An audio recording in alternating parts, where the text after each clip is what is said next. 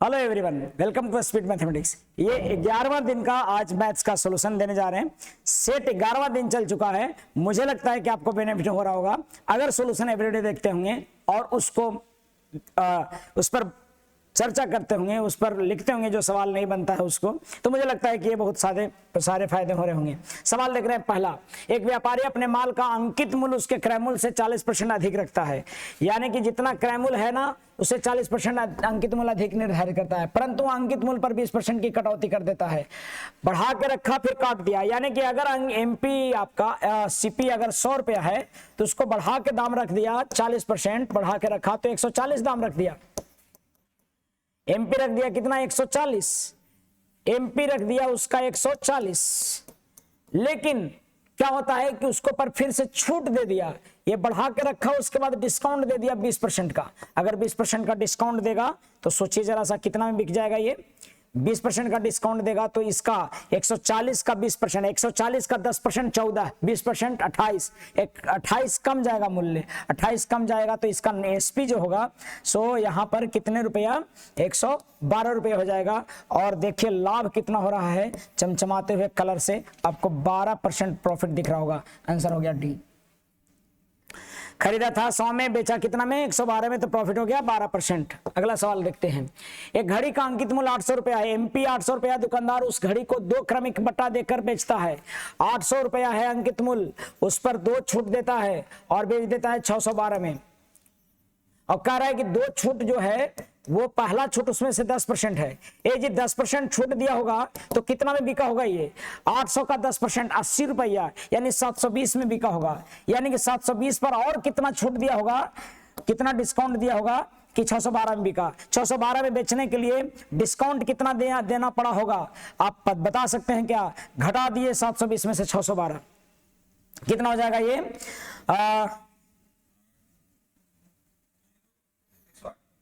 आपको 108 रुपया छूट देना पड़ा होगा। 108 देखो, घटा के एक बार कहीं कैलकुलेशन, 108 रुपया छूट देना पड़ा होगा। 108 रुपया किस पर छूट देना पड़ रहा है, 720 पर।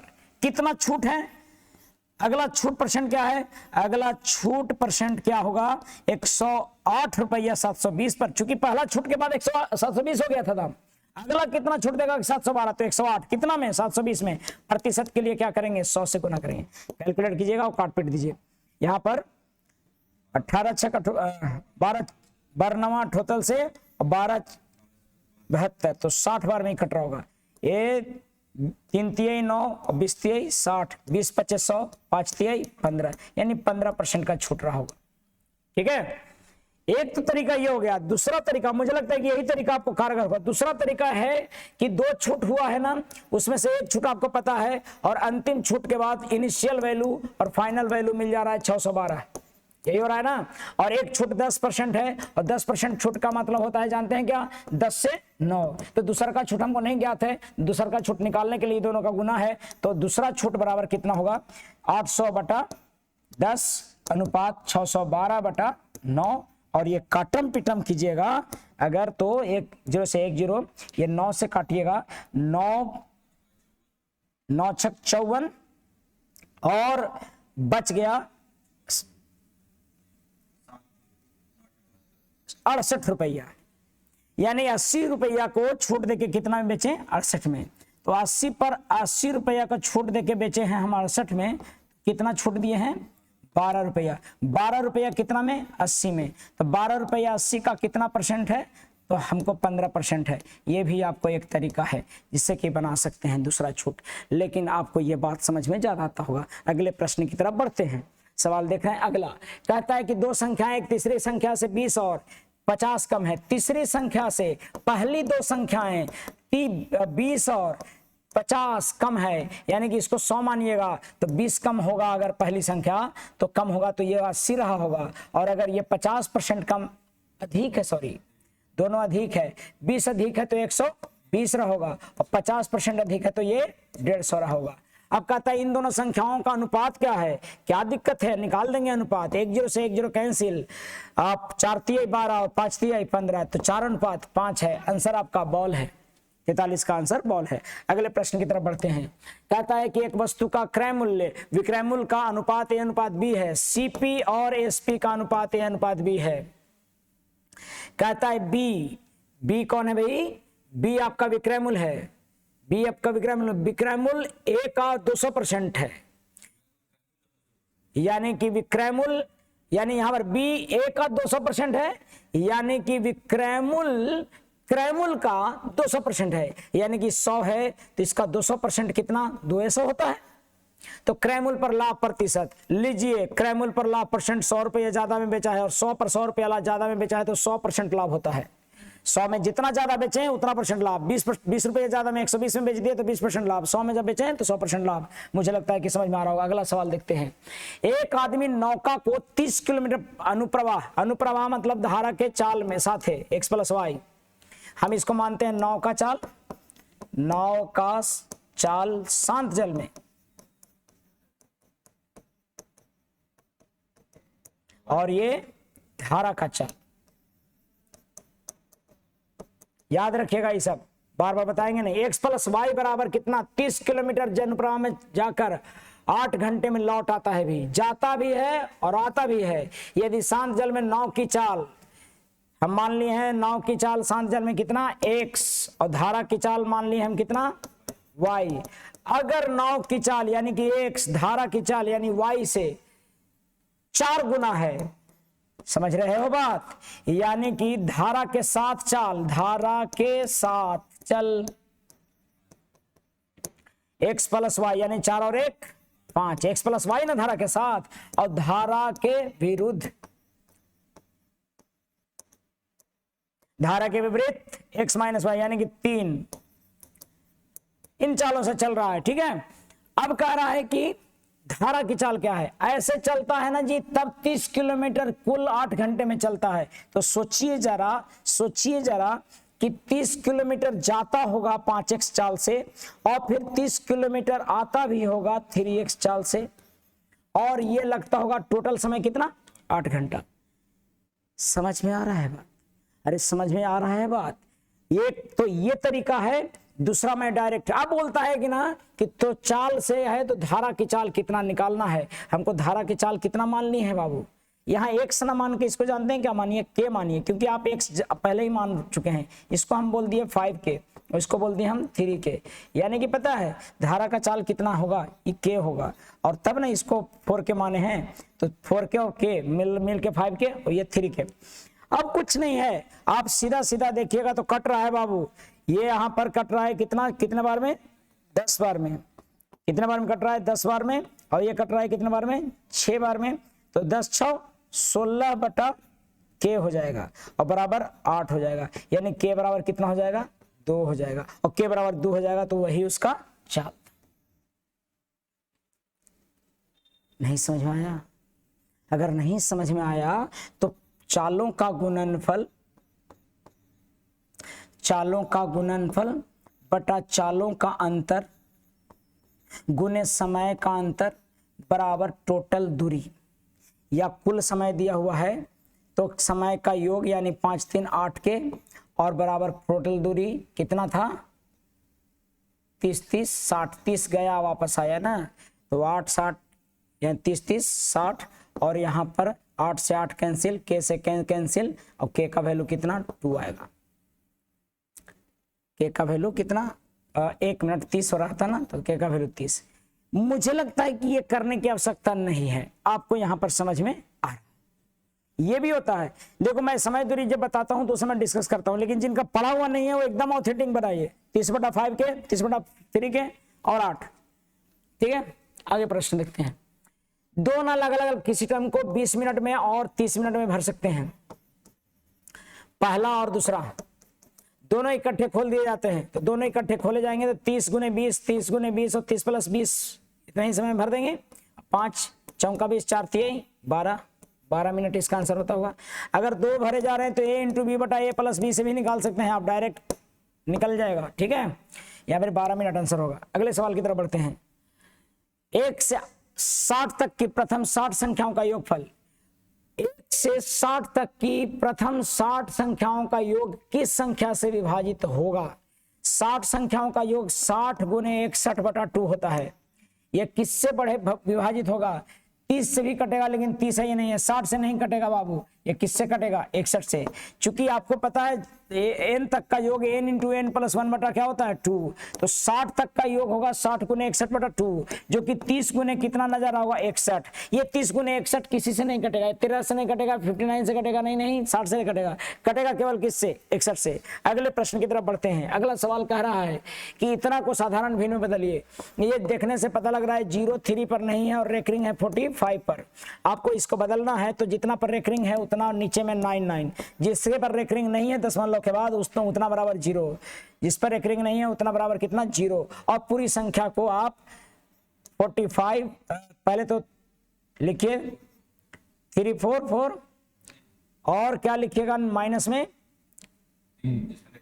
जिस पे रेकरिंग नहीं है उसको माइनस करते हैं 03 यानी 3, यानी कि ये घटा के आ जाएगा 342/9 ये कट रहा है क्या? ये कट रहा है तो काट दीजिए। आपको काटेंगे तो ये मिल जाएगा 19/555। ठीक है, 0 बच जाएगा तो 0 बचेगा तो 50। कोई है ऑप्शन में? काट के अपने से देखिए। अगला बढ़ते हैं अगले प्रश्न की तरफ। और जहां गलती या कुछ कैलकुलेशन रहता है कमेंट करके जरूर बताएं। मैं जानना चाहता हूं कि कौन कौन केयर करके देखता है, क्योंकि कैलकुलेशन आप पर छोड़ता हूं मैं, ध्यान दीजिएगा। प्रश्न अगला देखिए। 7√3 सेंटीमीटर विकर्ण वाले एक वाले घन को पिघलाकर घना बनाने पर उसकी ऊंचाई कितनी होगी? ये घन है यानी क्यूब है। क्यूब का भुजा दिया है 60√3। इसको पिघला के उसकी घनाभ को बनाने पर उसकी ऊंचाई कितनी होगी? यदि घनाभ की लंबाई घन की भुजा के बराबर है और घनाभ की चौड़ाई 3.5 है, यानी कि कहता है कि एक घनाभ है जिसका भुजा दिया हुआ है घन है, जिसका भुजा दिया है 7√3, उससे बनाना है एक घनाभ। घनाभ बनाना है जिसकी एक भुजा तो ये 7√3 ही है और दूसरी भुजा 3.5 है, तो इसकी ऊंचाई कितनी होगी यही पूछ रहा है। तो इसका आयतन कितना होता है? 7√3 का क्यूब होगा आयतन, और इसका आयतन क्या होता है? अरे इसका आयतन एक क्यूब होता है, इसका आयतन L/B गुने H, यानी कि घना ये घन का आयतन हो गया एक क्यूब और घनाभ का आयतन हो गया LBH। घनाभ का आयतन हो गया LBH, और इसीलिए LBH में तो हमारा H नहीं पता है, लेकिन L पता है 3.5 और B का पता है 7√3 और H गुना है ये HH है।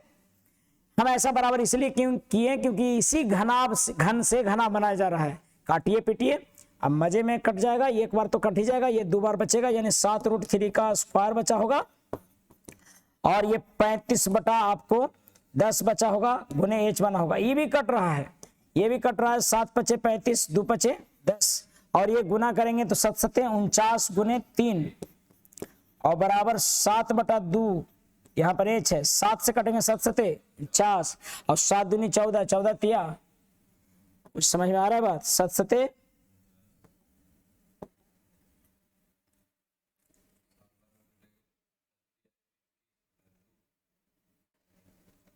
कुछ गड़बड़ लग रहा है। विकर्ण वाले, सॉरी मैंने गलत किया है, यहां पर पढ़ा नहीं, ये भुजा नहीं है बाबू। क्या है ये? गलत किया है हमने। 7√3 क्या है? ये विकर्ण है। ख्याल कीजिए, विकर्ण क्या होता है भाई? अगर किसी भी कोई भी घनाभ है, उस कोई भी घन है, घन का विकर्ण क्या होता है पता है? घन का विकर्ण होता है √3 भुजा। यहां पर गड़बड़ हो रहा था और ये दिया हुआ है √3 इंटू A बराबर 7√3, कटेगा तो A बराबर होगा 7 और ये भुजा हो गया 7, तो 7 का क्यूब इसका घन का आयतन होगा, अगर जो अभी तक देख रहे होंगे। और ये एक भुजा तो उसका कितना है? 7√3 नहीं, एक भुजा घनाभ की लंबाई घन की भुजा के बराबर। एक भुजा तो 7 हो गया, दूसरा भुजा 3.5 हो गया और तीसरा ऊंचाई H है।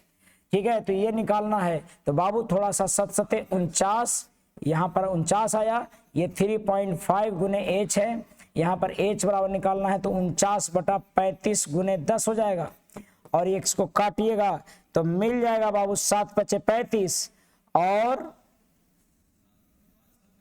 7 × 7 = 49 और 5 दूनी 10, 7 दूनी 14।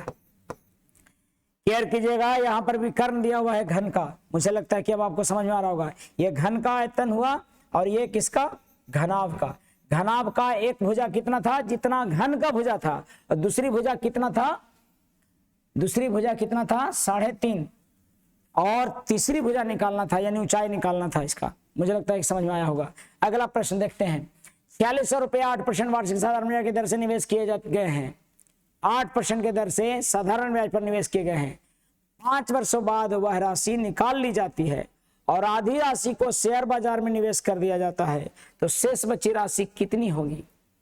46,000 रुपया को 5% साधारण ब्याज की दर पर निवेश की गई है। 5 वर्ष के बाद वह राशि निकाल ली जाती है और आधी राशि को शेयर बाजार में मिला दिया जाता है, तो शेष बची राशि कितनी है। 4600 रुपया था जी, उसका 8% के दर से 5 साल तक तो ब्याज लगा होगा, तो कितना हो जाएगा इसका 40% निकलेगा, और 40% कितना होगा इसका, तो 6 चौका 24, 4 चौका 16 और 2 1840 रुपया ये ब्याज आया होगा। अब ये ब्याज आया होगा यानी कि 4600 प्लस 1840 रुपया इसका ब्याज है, तो टोटल अमाउंट कितना हो गया होगा अभी पैसा 40, 814 और 4 1 5 और 1 6, तो 6440 रुपया आपका हो गया है क्या, टोटल धन इसके पास। अब इसमें से आधा क्या करता है, शेयर बाजार में लगाता है, तो शेष आधा कितना है इसका, शेष आधा 6440 का आधा कितना हो गया 3220 रुपया, ये आपका इसके पास शेष बचा होगा, क्योंकि शेयर बाजार में इसका आधा धन लगा दिया होगा। अगले प्रश्न की तरफ बढ़ते हैं। सवाल कह रहा है ऐसे, ये आपको बताया गया है सिंप्लीफिकेशन में, ये 7 का स्क्वायर माइनस 3√5 का स्क्वायर हो जाएगा, चूंकि a + b और a - b पर है, और इसका वर्गमूल निकालने बोल रहा है। क्लियर है बात। तो 7 × 7 = 49, 3 × 3 = 9, 5 45 निकालिएगा और अंदर रूट कीजिएगा तो ये आ जाएगा 2, क्योंकि 4 का वर्गमूल कितना होता है 2। मुझे लगता है कि बात बिल्कुल स्पष्ट हो।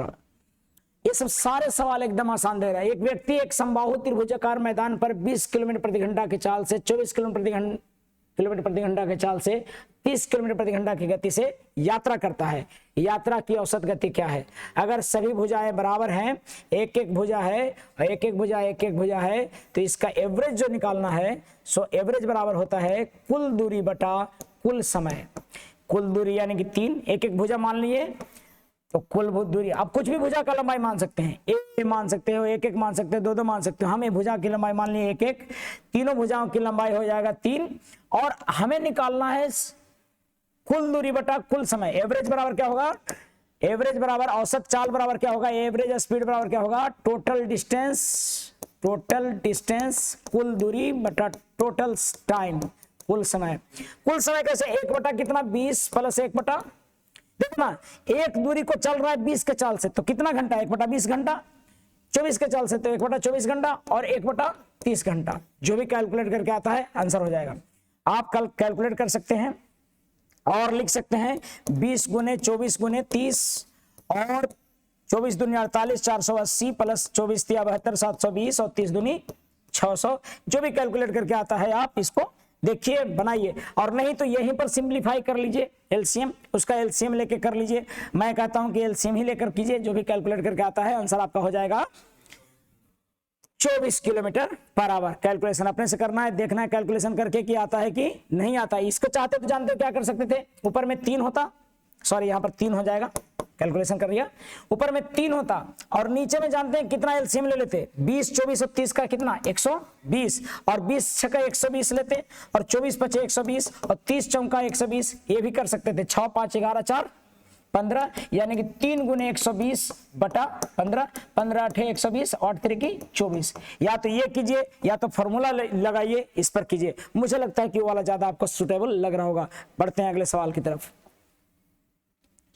एक थैले में 12, 13 और 11 के अनुपात में भिन्न भिन्न प्रकार के पुराने सिक्के हैं, जिनके मूल्य दिया हुआ है 3, 4, 5। यदि सिक्कों का कुल मूल्य 572 रुपया हो तो 3 रुपए के मूल्य, ठीक है, पिछला पिछले सेट में भी एक क्वेश्चन इस तरह से था, यानी कि सिक्कों के अनुपात दिया हुआ है, एक थैले में 12, 13, 11 के अनुपात में भिन्न भिन्न प्रकार के पुराने सिक्के हैं, संख्या दिया हुआ है 12, 13, 11 और इनके फेस वैल्यू कितना है, चेहरे का मूल्य क्या है, 3 रुपया।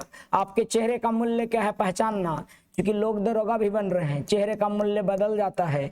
3 रुपये, 4 रुपये और 5 रुपये वाले चेहरे के मूल्य हैं इनके, और इनका संख्या दिया हुआ है 11, 12, 13, यानी कि कुल मूल्य कितने होंगे, जो कि 3 रुपये होगा उसका कुल मूल्य, तो 13 भारतीय 36 रुपये। अनुपात को ही हम रियल मान ले रहे हैं भी, यानी कि 12 अनुपात में है तो भारतीय 36 रुपया, 13 चौका 52 रुपया, 11 बचे, सबको जोड़ेंगे तो 6 2 8 5 13 और 5 3 5 दूनी 10, 10 4 14, 143 रुपया जोड़ के आ रहा है। 6 5 11 2 13, 143 रुपये जोड़ के आ रहा है। देखिएगा कहीं कैलकुलेशन होता है अपने से ध्यान देना है। 143 जो मेरे अनुसार आ रहा है, रियल में कितना दे रखा है, ये 512 दे रखा, 72 दे रखा है सॉरी, और मुझे निकालना है 3 रुपये के सिक्के वाले सिक्कों की संख्या। 3 रुपये वाला कितना था, 12 सिक्का था। कैलकुलेट कीजिए, आपको आ जाएगा आंसर। ये कितने बार में कट रहा है, 4 बार में, 13 चौका 52, 4 12, 1 मिनट, यहाँ पर 572 है तो 14 चौका 56, ठीक है, 4 बार में कट रहा है पर चौक। 48 सिक्के हो गए होंगे किसके, 3 रुपया मूल्य वाले 48 सिक्के होंगे। अगले प्रश्न की तरफ बढ़ते हैं। यहाँ पर जानते हो, देखो पहले क्या करता था, 25 पैसे 10 पैसे देता था, अभी देखो सिक्के 3 रुपये 4 रुपये 5 रुपये के दे रहा है। आप अपने अनुसार निकालिए। 7 सेंटीमीटर भुजा वाले समषष्ठभुज का क्षेत्रफल ज्ञात कीजिए। 10 सेंटीमीटर भुजा वाले, सॉरी 10 सेंटीमीटर भुजा समषष्ठभुज, 6 भुजा वाला 6 है।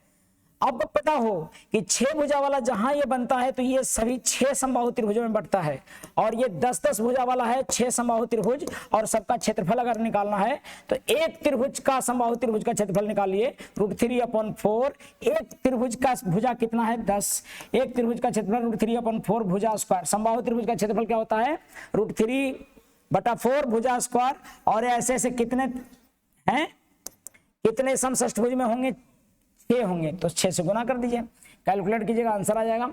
10 दही है 100, 25 का 100, 25 छक्का 150, 150 √3 हो जाएगा इसका आंसर। ये याद रखिए, एक समबाहु त्रिभुज में 6 से गुना करेंगे। एक समबाहु त्रिभुज में, एक समबाहु त्रिभुज इक्विलेटरल ट्रायंगल समबाहु त्रिभुज में 6 से गुना करेंगे, क्योंकि समषष्ठभुज 6 समबाहु त्रिभुजों से मिलकर बना है। समषष्ठभुज, षट्भुज, हेक्सागोन 6 समबाहु त्रिभुजों से मिलकर बना है। मुझे लगता है कि बातें आपको स्पष्ट हो रही होंगी। 25 चौका 25 छक्का 150 √3।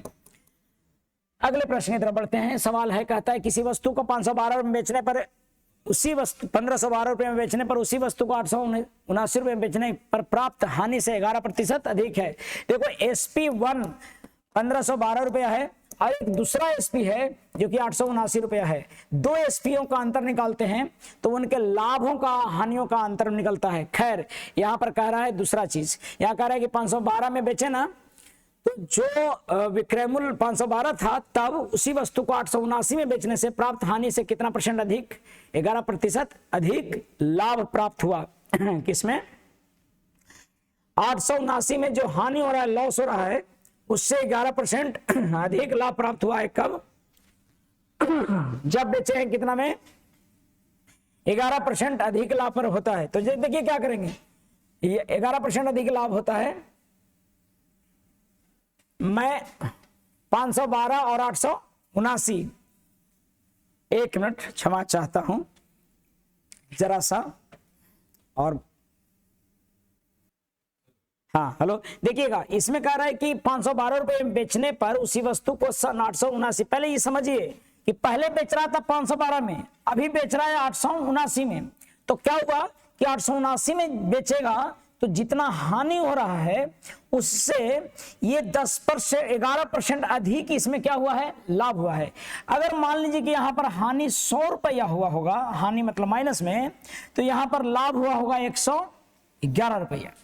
ठीक है, यानी कि ये जो है अगर क्लास आप किए होंगे कहीं, नहीं तो मैं एक्सपर्ट बता दूंगा, क्लास किए होंगे तो आपको समझ में आ रहा होगा कि हानि यहां पर हुआ है, यहां पर जितना रुपया हानि हुआ है उससे 11% अधिक लाभ हुआ है जब इतना में बेचे हैं। दोनों एसपी है, यहां पर एसपी का अंतर जानते हैं क्या होता है, लाभ या हानि का अंतर होता है। तो यहां एसपी का अंतर जानते हैं, रुपये में जानते हैं कितना आ रहा है, रुपये में आ रहा है ये 9 3 12 और ये 3 और ये 8 6 14, 633 आ रहा है, 633 रुपया।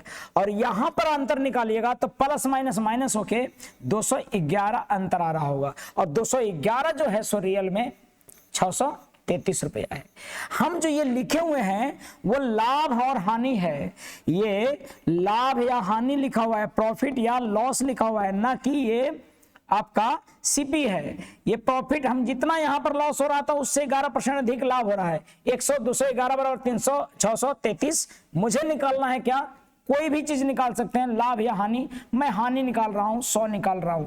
तो लॉस कितना हुआ है 100 लॉस होगा, कटेगा तो कितने बार में कटेगा, 3 बार में, यानी 300 रुपया लॉस हो रहा है। 879 में बेच रहे हैं और 300 लॉस हो रहा है, यानी कि क्रयमूल रहा होगा 879, यानी कि प्लस 300, यानी कि एसपी प्लस लॉस बराबर सीपी होता है, विक्रयमूल प्लस हानि बराबर क्रयमूल होगा। और इस तरह से ये मिलेगा 8 3 1179। अब रह गया बात कि सर ये हमारा पढ़ा हुआ नहीं है तो हमको समझ में नहीं आया, कोई बात नहीं, हम सवाल को दूसरे ये देख लिए। एक बार ध्यान दीजिए, हमें केयर करना है। ऐसे देखो 2 एसपी दिया हुआ है, हमें पता है कि दोनों बेचा गया है। अगर मैं डायरेक्ट क्रयमूल मानता हूं तो यहां पर लाभ कितना हुआ होगा पता है, 1512 माइनस x क्रयमूल मान लिया, सीपी मैं मान लिया क्या, या सीपी ही रहने देता हूं, सीपी को घटा देंगे विक्रयमूल में से तो ये मेरा लाभ निकलेगा। और 879 रुपया जो एसपी है उसमें अगर सीपी को एसपी में से अगर मैं सीपी में से अगर मैं एसपी को घटा दूं तो ये क्या मिल जाएगा, ये हमारा लॉस मिल जाएगा। क्योंकि लॉस के केस में क्रयमूल से कम ही में बेच देते होंगे। ये लॉस आया और ये क्या आया, हमारा प्रॉफिट आया। और ये प्रॉफिट जो है सो इससे 11% अधिक है, इतना बराबर 111/100। कैलकुलेट कीजिएगा तो सीपी बराबर 1179 रुपया आ जाएगा। आप डायरेक्ट कैलकुलेट कर सकते हैं, लेकिन यहां पर सीपी डायरेक्ट निकलेगा, कैलकुलेशन थोड़ा सा पड़ जाएगा, उसमें कैलकुलेशन थोड़ा कम है और दोनों को देखना है। देखिए भाई सीधा सीधा अगर आपने काम किया है, बहुत सारे कीड़े हैं बार बार देखो पॉज करना पड़ रहा है, अगर आपने कर रखा है काम पहले से पढ़ा हुआ है तो उसका समय का बचत होगा। जैसे मैंने बताया डायरेक्ट भी बनता है, लेकिन ये भी कोई दिक्कत नहीं है, थोड़ा सा मेहनत है करेंगे डायरेक्ट निकलेगा। अगले प्रश्न की तरफ बढ़ता हूं।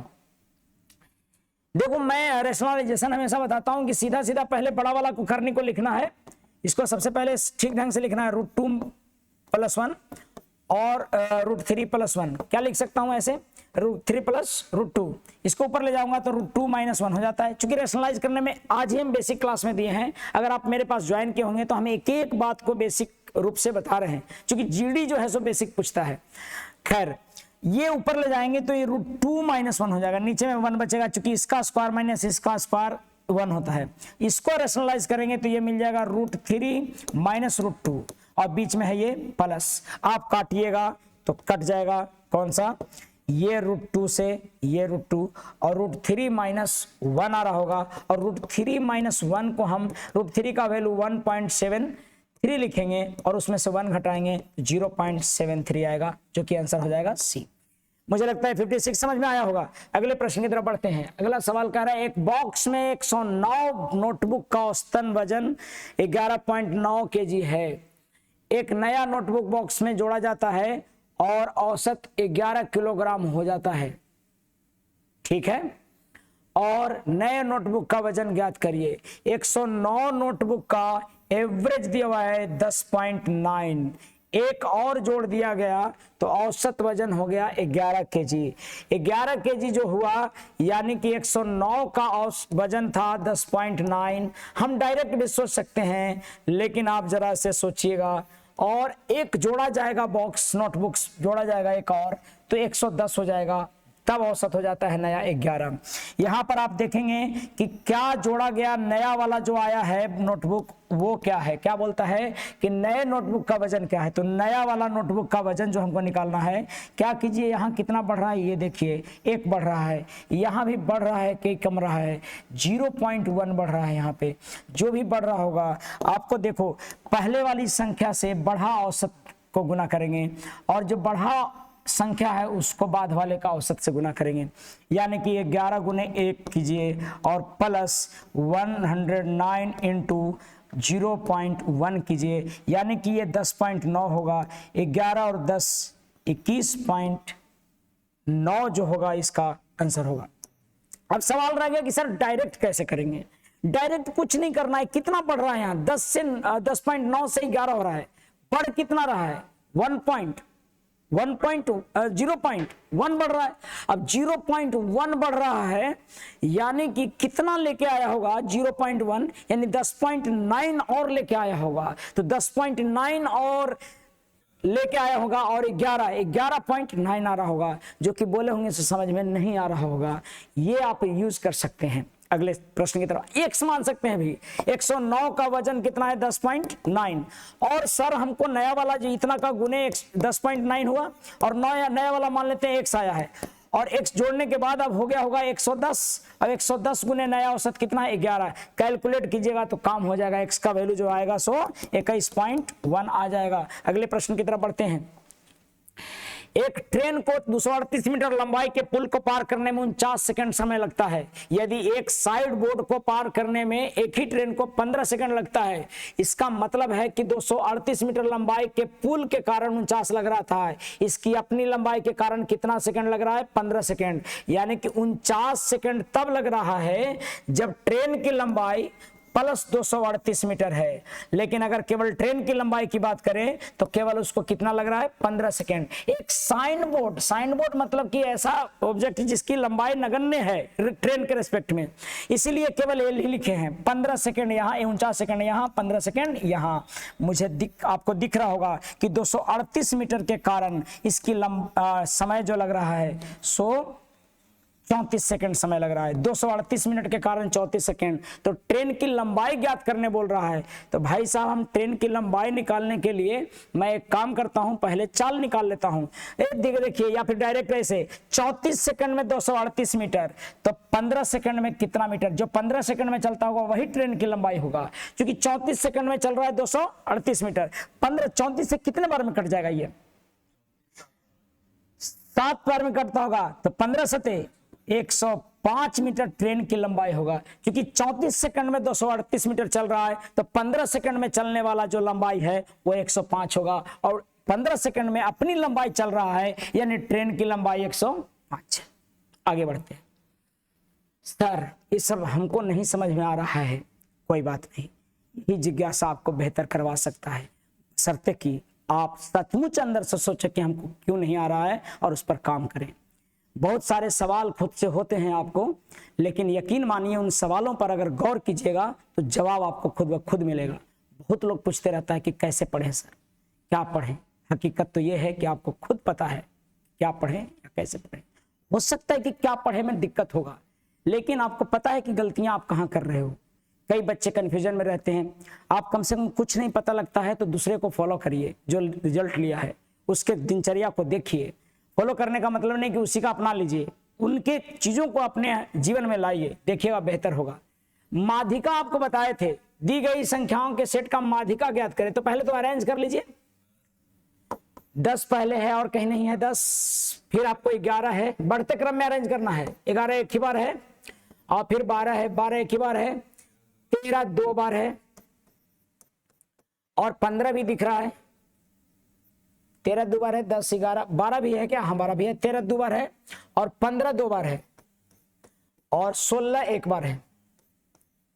आपको 16 एक बार है, 18 है एक बार, और आपको 20 है एक बार, और 27 है एक बार। आप टोटल काउंटिंग कर लीजिए, कई बार गड़बड़ हो जाता है। यहाँ पर देखो 1 2 3 4 5 6 7 8 9 10 11 है, 1 2 3 4 5 6 7 8 9 10 11, 11 हो गया। अब देखो हम बताए थे कि जब भी माध्यिका निकालना है, मेडियन निकालना है, तो आप क्या करिए कि 11 है तो 11 के बीचों बीच वाला कैमा नंबर होगा, 5 इधर 5 इधर, 5 5 10, 11 बीचों बीच में कोई एक बच जाएगा, तो 5 इधर है तो छठवां नंबर जो होगा सो बीचों बीच होगा, यानी कि 5 गिनिए 1 2 3 4 5, छठवां नंबर कौन है ये। देखो इधर भी 5 होंगे, यानी कि माध्य इसका कितना होगा, इसका माध्यिका कितना हो जाएगा 15। मुझे लगता है कि समझ में आया होगा। अंतिम सवाल आज का सिंप्लीफिकेशन का, मुझे लगता है कि आज ही मैं सिंप्लीफिकेशन में इसको करवा रखा हूं। तो 6 पचे 30, 30 चौका 120 गुने में 120, 25 में से 4 21, 21 बचे 5, 147 प्लस 5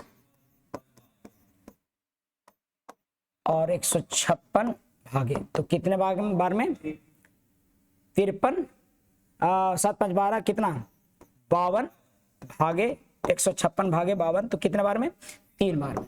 मुझे लगता है कि क्लियर हुआ होगा।